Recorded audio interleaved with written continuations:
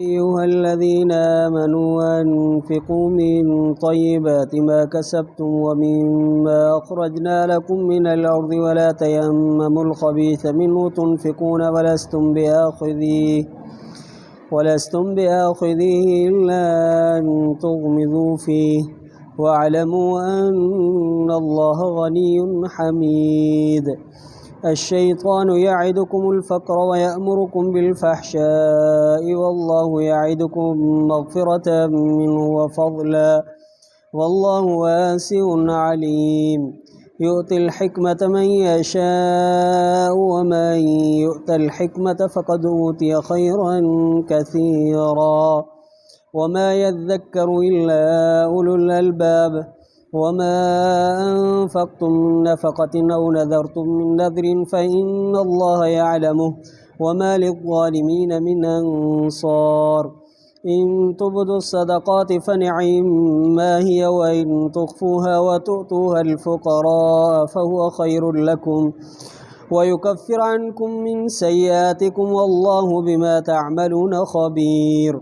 ليس عليك هداهم ولكن الله يهدي من يشاء وما تنفقوا من خير فلأنفسكم وما تنفقون إلا ابتغاء وجه الله وما تنفقوا من خير يوفى إليكم وأنتم لا تظلمون.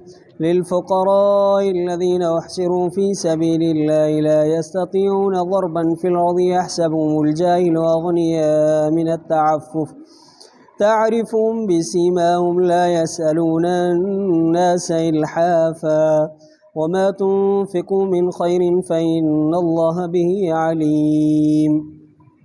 صدق الله العظيم.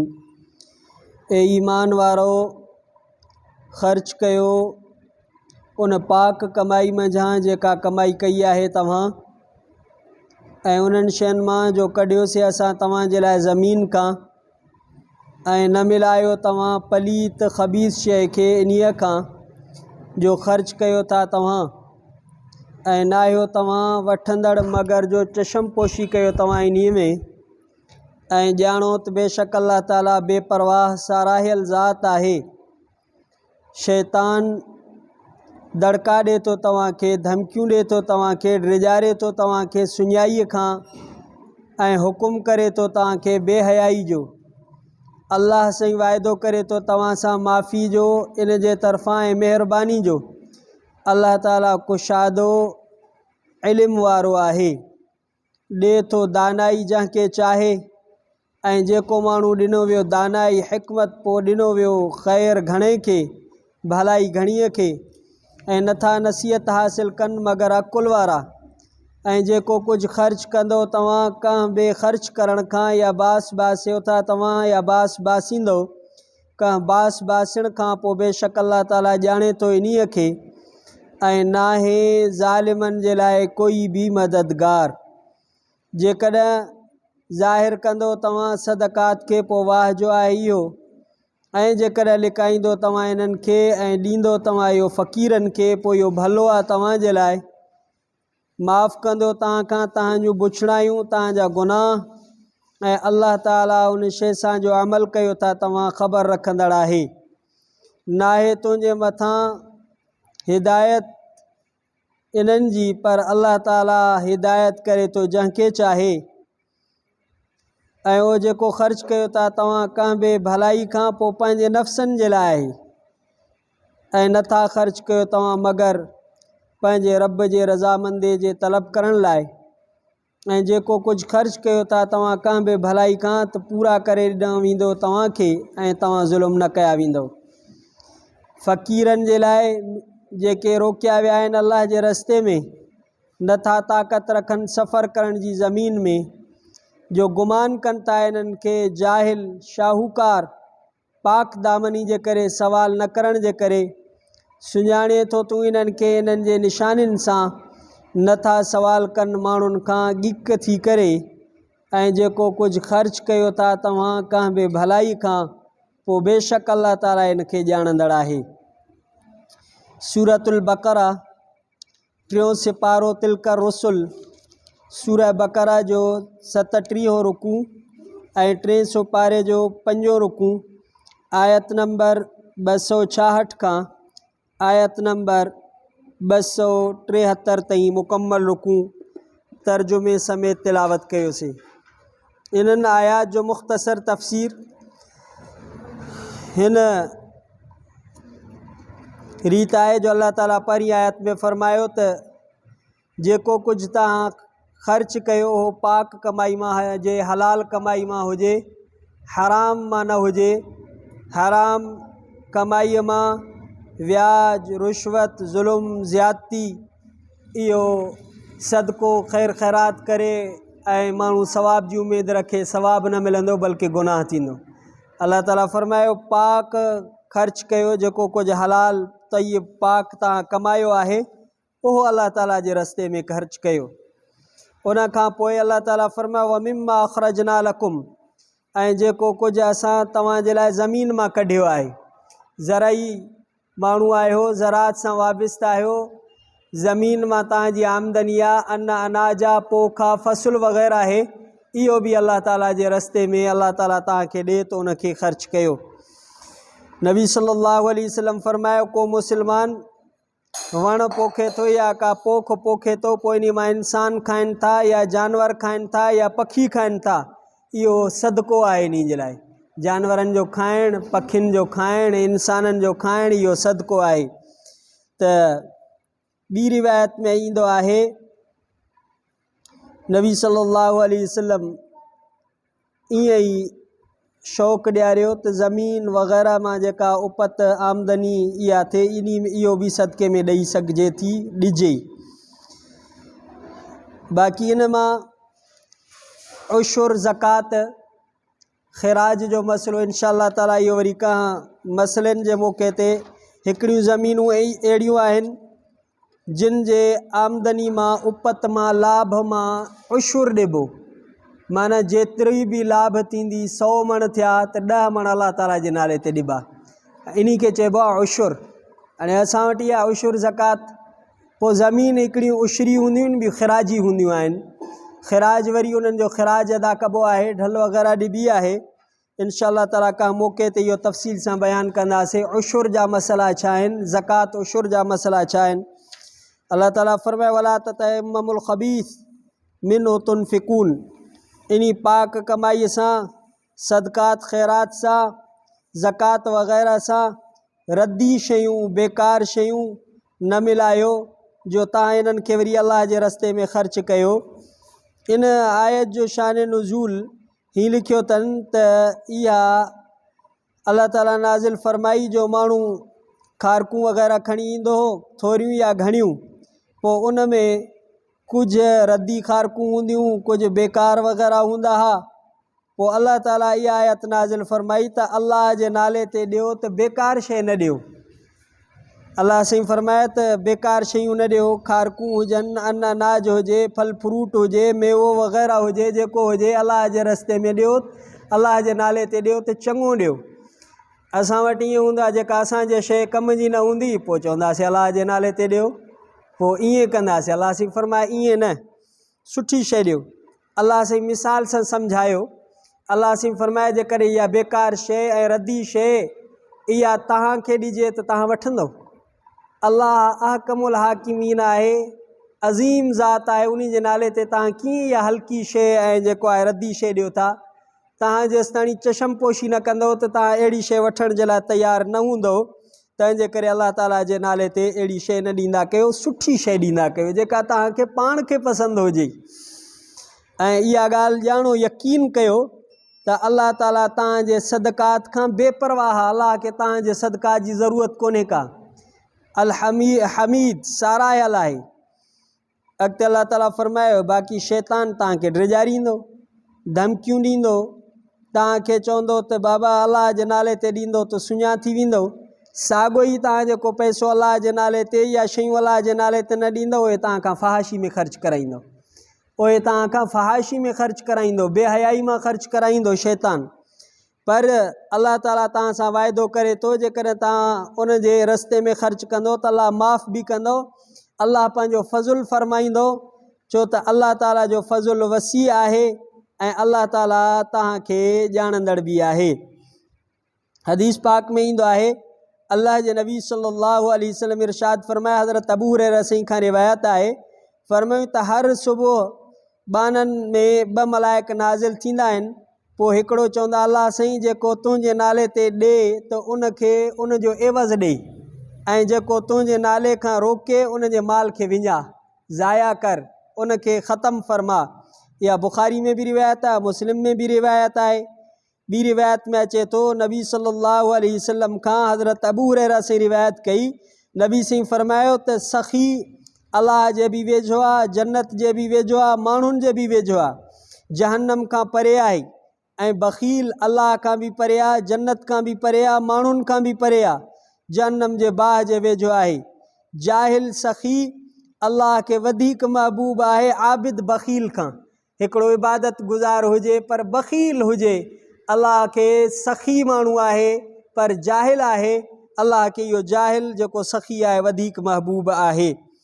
नबी सल्लल्लाहु अलैहि वसल्लम फरमायो त सखा हिकिड़ो वण आहे जन्नत में, पोइ जेको सखी माण्हू आहे पोइ इन हिकिड़ी टारी उन खां वरिती आहे, पोइ इहा टारी जेसि ताणी उनखे जन्नत में दाख़िल न कंदी तेसि ताणी उनखे न छॾींदी।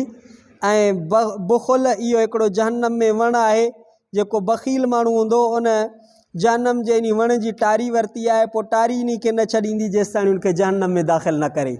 त अल्लाह ताला असां समूरनि खे इन खां बचाए। अॻिते अल्लाह ताला फरमायो, तिल हिकमत मन यशा, अल्लाह ताला इल्मु नाफ़े, हिकमत मां मुराद आहे हिते नफ़े वारो इल्मु, जंहिंसां अल्लाह जे रज़ामंदो हासिल थिए, जंहिंसां आमाल सालिहा जो थियनि, अंबिया वारी तालीम हुजे, वही वारी तालीम हुजे।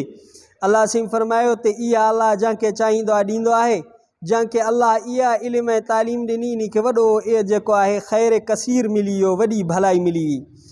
नबी सल्लल्लाहु अलैहि वसल्लम फरमाए, जंहिंसां अल्लाह भलाई जो इरादो कंदो आहे उनखे दीन में सम्झ अता फरमाईंदो आहे। ऐं साईं जन फरमाए त मां क़ासिम आहियां, अल्लाह ताला मुअती आहे, मां तक़सीम थो कयां, अल्लाह ताला ॾिए थो। नबी सल्लल्लाहु अलैहि वसल्लम फरमायो, जॾहिं माण्हू मरी थो वञे, उनजा अमल ख़तमु था थी वञनि, पर 3 माण्हुनि जा 3 शयुनि जा उनजो सवाबु हले थो पियो। हिकिड़ो सदको जारिया करे वियो, भली मरी वञे उनजो सवाबु हले थो पियो। ऐं इल्मुन युनतफ़अ बिही, या आलिम हुयो पाण मरी विया पर उनजे इल्म जो नफ़ो हले थो पियो, त इनखे बि सवाबु मिलंदो पियो क़यामत ताईं। ऐं को माण्हू मरी थो वञे, नेक सालिह औलाद छॾे थो वञे, उनजे लाइ दुआ घुरे थी, इनजो उनखे सवाबु मिलंदो रहे थो।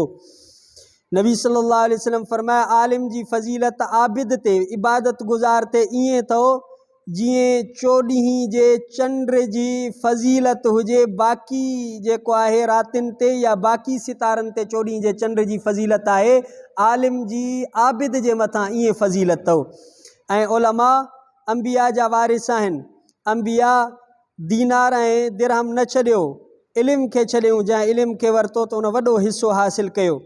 नबी सल्लल्लाहु अलैहि वसल्लम फरमायो, हिकिड़ो माण्हू आबिद आहे ऐं ॿियो माण्हू आलिम आहे। नबी सल्लल्लाहु अलैहि वसल्लम फरमाया, आलिम जी फ़ज़ीलत आबिद ते ईअं आहे जीअं मुंहिंजी फ़ज़ीलत तव्हां मां घटि में घटि इंसान ते आहे। नबी सल्लल्लाहु अलैहि वसल्लम फरमाया, क फ़ज़ली अला अदनाकुम, नबी सल्लल्लाहु अलैहि वसल्लम जी केॾी फ़ज़ीलत आहे त आबिद आलिम जी एॾी फ़ज़ीलत आहे। नबी सल्लल्लाहु अलैहि वसल्लम फरमायो, अल्लाह साईं उन जा मलाइक, आसमाननि जी मख़लूक, ज़मीन जी मख़लूक, एतिरे ताईं जो किविल पंहिंजे ॿिरड़ में, मच्छी पाणीअ में, माण्हुनि खे जेको भलाई थो सेखारे, भलाई इल्मु क़ुरान जो सेखारे थो, इन ते रहमत जी दुआ घुरनि थियूं। एॾी वॾी मख़लूक, आलिम जे लाइ सॼी मख़लूक दुआगू आहे। अल्लाह ताला फरमाए, नसीहत हासिलु कंदा अकुल वारा। अॻिते अल्लाह ताला फरमाए, जेको कुझु तव्हां ख़र्च कयो था, थोरो घणो ज़ाहिर बातिन, या का बास बासियो था, पोइ अल्लाह ताला उन खे ॼाणे थो, ज़ालिमनि जो कोई मददगार कोन हूंदो। हाणे जेका आयत अचे थी इन जो मसइलो इहो आहे, अल्लाह ताला फरमाए, जेकॾहिं तव्हां सदकनि खे ज़ाहिर कंदो त पोइ इहो वाह जो आहे, माना कंहिंखे ज़ाहिर ज़रूरु हिकिड़ो ॾियो था, तव्हांजी रिया ऐं ॾेखा जी नियत न आहे, पर ज़ाहिर ज़रूरु करे उन खे ॾियो था त जीअं ॿिए खे बि शौक़ु थिए, त पोइ इहो ठीकु आहे। पर जेकॾहिं इहो तव्हां सदको लिकाए करे ॾींदो फ़क़ीरनि खे, मिसकीननि खे, त पोइ इहो तव्हांजे लाइ भलो आहे। अफ़ज़ल मिन सदक़तिल अलानिया, नफ़ली सदक़े में जेको आहे लिका हूंदो आहे, फ़र्ज़ी सदक़े में ॾेखा हूंदी आहे। ज़कात ज़ाहिर ज़रूरु करे माण्हू ॾिए ताकी ॿियनि खे बि इन जो शौक़ु थिए। नबी सल्लल्लाहु अलैहि वसल्लम फरमायो, लिकल सदको यानी नफ़ली रब जे गज़ब के विसाए थो ऐं मिटनि माइटनि सां सिले रहमी उमिरि में वधाए थी। नबी सल्लल्लाहु अलैहि वसल्लम फरमाया 7 माण्हू हूंदा जेके अल्लाह जे छांव में हूंदा जंहिंजी का बि छां न हूंदी। आदिल बादशाह, नौजवान जेको पंहिंजी जवानी में अल्लाह जी इबादत में शुरू थियो आहे, जंहिं माण्हू जी दिलि मस्जिद सां चिंबड़ियल आहे, जॾहिं निकिरे थो वरी मोटण ताईं उनखे इंतज़ारु आहे मस्जिद में अचण जो। ॿ अहिड़ा माण्हू जेके अल्लाह जे ख़ातिर मुहबत कनि था ऐं इन अल्लाह जे ख़ातिर मुहबत ते गॾु थिया आहिनि ऐं जुदा थिया आहिनि, इहे बि अल्लाह जे छांव में हूंदा। 5 माण्हू जेको अल्लाह खे यादि करे अखियुनि में नीर वही आयसि, ॻोढ़ा वही आयसि, इहो बि अल्लाह जे छांव में हूंदो। 6 माण्हू उहो जंहिंखे सुहिणी हसीन जमील औरत जेको आहे दावत थी ॾे गुनाह जी, पोइ उन खे चए थो त मां अल्लाह जो ख़ौफ़ थो कयां, इहो माण्हू बि जेको आहे रब जी छांव में हूंदो। 7 नंबर ते अहिड़ो माण्हू जंहिं सदको कयो पोइ इन सदके खे लिकाए करे ॾिनई, जो सॼे हथ सां ॾिनई त खॿे हथ खे ख़बर न आहे, इन खे बि अल्लाह ताला पंहिंजे छांव में बिहारींदो क़यामत जे ॾींहुं। अल्लाह सिम फरमाए इन सदके ॾियण सां तव्हांजा गुनाह माफ़ फरमाईंदुमि ऐं अल्लाह ताला खे तव्हांजे अमलनि जी ख़बर आहे। हिदायत इहा अल्लाह जे हथ में आहे, अल्लाह जंहिंखे हिदायत करे। अल्लाह सिम फरमाए जेको कुझु ख़ैर ख़ैरात कयो था तव्हांजे नफ़्सनि खे इन जो फ़ाइदो आहे, पंहिंजे रब जे रज़ा जे लाइ इहो तव्हां कयो था, ऐं जेको कुझु तव्हां ख़र्च कयो था तव्हांखे इहो पूरे जो पूरो मिलंदो, जीअं हदीस पढ़ीसीं असां, ऐं तव्हां ते ज़ुल्म न थींदो। हाणे ॾिजे कंहिंखे फ़क़ीर मिसकीन जेके अल्लाह जे रस्ते में रोकिया विया आहिनि, माना तालिबुल इल्म जेके अल्लाह जे दीन खे सिखनि था, जेके मुजाहिद जिहाद जे करे इल्म जे हासिल करण जे करे पंहिंजा धंधा दाड़ी ॿियूं शयूं छॾियूं वेठा आहिनि, सफ़र नथा करे सघनि, ज़मीन में कमाई नथा करे सघनि, माण्हू इन्हनि खे जाहिल माण्हू सम्झनि था त इहे शाहूकार आहिनि, छो त सवाल नथा कनि, पिननि नथा, माण्हुनि खे जेको आहे चवनि नथा, माण्हू इन्हनि खे ईअं सम्झनि था त इहे शाहूकार आहिनि। नबी सही के अल्लाह सिं फरमाए तारीफ़ुहुम बिसीमाहुम, तूं इन्हनि खे इन्हनि जे निशानियुनि सां सुञाणे थो जो इन्हनि जा मुंहं रंग फिका था थी वञनि। ग़रीब मिसकीन नबी सल्लल्लाहु अलैहि वसल्लम जा जेके 400 सुफ़े जा शागिर्द हुया, उहे वीचारा बुख जे करे रंग उन्हनि जा तब्दील थी वेंदा। हाणे बि मिसकीननि जा ॿार मदरसनि में वीचारा लटा कपिड़ा सादा सूदा, अल्लाह सिं फरमाए तूं इन्हनि खे इन्हनि जे निशानियुनि सां सुञाणे थो, माण्हुनि खां गिक थी करे सवाल नथा कनि, माण्हुनि खे चिंबड़ी पवनि असांखे ॾियो असांखे ॾियो, ईअं नथा कनि। अल्लाह जे नबी सल्लल्लाहु अलैहि वसल्लम फरमायो त मेंबर ते सईं जन फरमायो सदके जो इहो बयानु कनि पिया ऐं सवाल करण खां पाक दामनी जो बयानु कनि पिया। फरमाइनि पिया मथियों हथ भलो आहे हेठे हथ खां, माना ॾियण वारो भलो आहे हेठे हथ खां। ऐं नबी सल्लल्लाहु अलैहि वसल्लम फरमायो जेको माण्हू माण्हुनि खां पिने थो सवाल करे थो त इन जे मुंहं में रुहंडूं हूंदियूं क़यामत जे ॾींहुं। सवाल करणु इहो आसान कोन्हे को, सवाल न कजे। ॿी रिवायत में आख़िरी हदीस पढ़ी करे इहा इजाज़त था वठूं। नबी सल्लल्लाहु अलैहि वसल्लम इन्हनि पंहिंजे फ़ुक़रा मिसकीननि जी फ़ज़ीलत बयानु फरमाई, पोइ फरमायूं त जेको माण्हू सवाल करे थो ऐं उन वटि एतिरो कुझु आहे जेको उनखे शाहूकार बणाए थो, त पोइ इहो ॼण त जहन्नम मां ज़्यादती खे तलब करे थो। बसि अल्लाह ताला जे करे एतिरो ॾिनो आहे जंहिंसां उनजी किफ़ायत थिए थी, त माण्हुनि खां पिनजे न, सवाल न कजे। वमा तुनफ़िक़ू मिन ख़ैरिन फ़इन्नल्लाह बिही अलीम। अल्लाह सिं फरमाए जेको कुझु तव्हां ख़ैर ख़ैरात कयो था, अल्लाह जे रस्ते में ख़र्च कयो था, अल्लाह खे इन शइ जो इल्मु आहे। ज़िंदगी रही त इंशाअल्लाह ताला सुभाणे वारे रुकू में बि अल्लाह ताला इन्हनि शयुनि जो बयानु फरमायो। इंशाअल्लाह ताला वरी तफ़सील पढ़ना। रब्बना आतिना फ़िद दुनिया हसनतुम फ़िल आख़िरति हसनतुम वक़िना अज़ाबन अल्लाहुम्मा इन्नका अफ़ूउन करीमुन तुहिब्बुल अफ़्व फ़अफ़ु अन्ना। सल्लल्लाहु तआला अला ख़ैर ख़ल्क़ि मुहम्मद सल्लल्लाहु अलैहि वसल्लम व अला आलिहि व सहबिहि अज़वाजिहि ज़ुर्रिय्यतिहि। ला इलाहा इल्लल्लाह मुहम्मदुर रसूलुल्लाह सल्लल्लाहु अलैहि वसल्लम।